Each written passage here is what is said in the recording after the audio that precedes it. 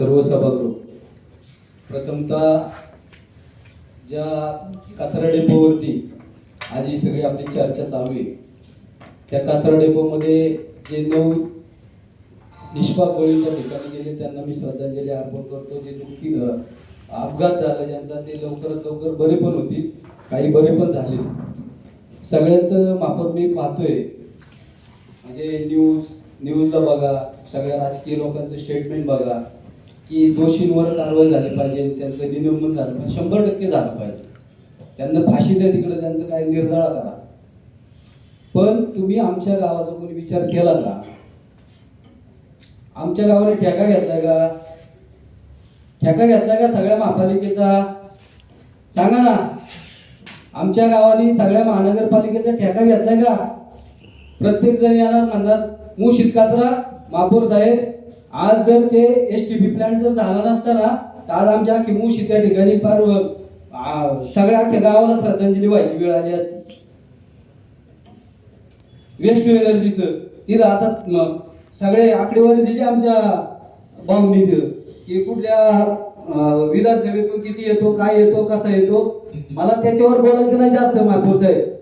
मला आयुक्त साहेब तुम्हाला एकच विचारायचंय, आपल्या पिंपरी चिंचवड शहरामध्ये खडकीमध्ये कचरा डेपो नाही, त्यांचा कचरा डेपो आपल्या कला सागर हॉटेलला होता. मग त्यांचा कचरा कुठं जातो? 100 टन रोजचा त्यांचा कचरा आपल्या इथे येतो. ह्याची जबाबदारी कोण घेणार? महापौर साहेब, आम्ही तुम्हाला याबद्दल एकच मला सांगायचंय, आजच्या कंडिशनला 1,500 टन आहे. 20 वर्षानंतर 6,000 टन रोजचा कचरा येणार आहे. आमच्या गाव काय कचरा डेपो करता का अख्खा? आज 82 एकर जागा आहे. पूर्वी 91 साली थोडी 2 खाली दिल्या शासनाने. आज 82 एकर जागा त्या ठिकाणी तुम्ही ॲक्वायर केली, कचरा डेपो करून टाकला. 2014ला महेशदादा आमदार झाले, त्याच्यानंतर त्यांनी बफर झोन त्या ठिकाणी कमी केला. त्याच्यानंतर दादांनी त्या ठिकाणी आता वेस्ट टू एनर्जी करून निदान 700 टन तर ते जिरवतात तिथं. मग बाकीची काही झोपा आलं नाही. तर मी महापौर साहेब, जे मृत पावलेले व्यक्ती आहेत त्यांना आमच्या सारिकाताईंनी त्या ठिकाणी मागणी केलेली, सारिकाताई गायकवाड नगर सदस्य, त्यांच्या लेटर हॅडवर त्यांच्या नातेवाईकांच्या सह्या आहेत. आयुक्त साहेब, त्या मागण्या तर पूर्ण करायच्या, ज्या काय मागण्या असतील त्या. ही महापालिकेची जबाबदारी आपल्या, कारण कचरा महानगरपालिकेचा आहे.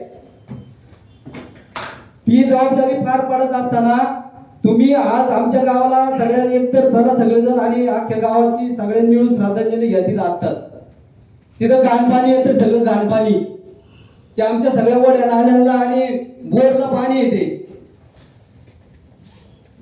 आमच्या गावाचा काही टॅक्स माफ केला का? करा टॅक्स माफ. मग 40 वर्ष टॅक्स भरताय. आमचं गाव 95 साली महानगरपालिकेत आले, 2002 पासून सगळे लोक टॅक्स भरतात.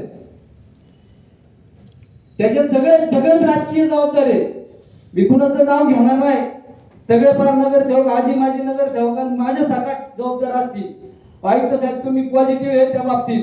तुम्ही मला सांगितलंय कल्याण डोंबिवलीला तुम्ही 3 कचरा डेपो केले.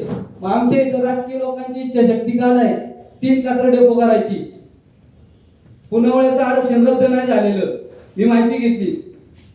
पुनावळ्याचं नवीन नीतीत आरक्षण आहे. ते जर कमी करणार असेल तर मुशीत 1 कचऱ्याची गाडी येऊन देत नसते. कुणाला काय करायचं करा. कोण मायकाला येतो बघतो आम्ही पण. अख्खं गाव तिथं ना रोडला उभं केलं ना, आम्ही पण मग मुशी करणार.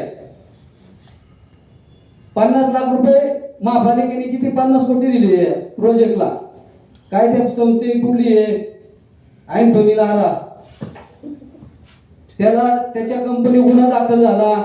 इथं बाकीच्या सगळ्या गोष्टी होणार. ते निलंबन झालं त्या अधिकाऱ्यांचं, त्यांनी काय झकमारणी केली, सगळं झालं. आमचा विचार कोणी केला? 1-2 एकरचं आरक्षण मिळेल का नाही आयुक्त साहेब आपल्याला? प्रत्येक प्रभागात 2-3 एकरचं आरक्षण घ्या, 5 एकरचं घ्या.